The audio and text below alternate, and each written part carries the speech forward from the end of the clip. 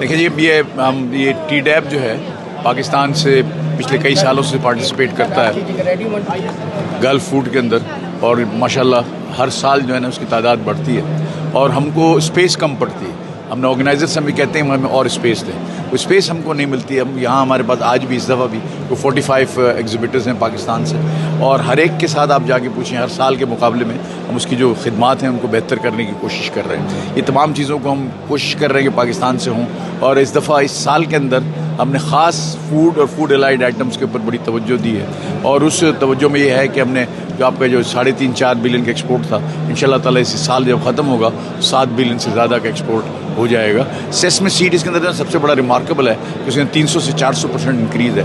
Rice जो है वो 1.5-1.2 था, अब इंशाल्लाह ताला 3 को क्रॉस कर जाएगा।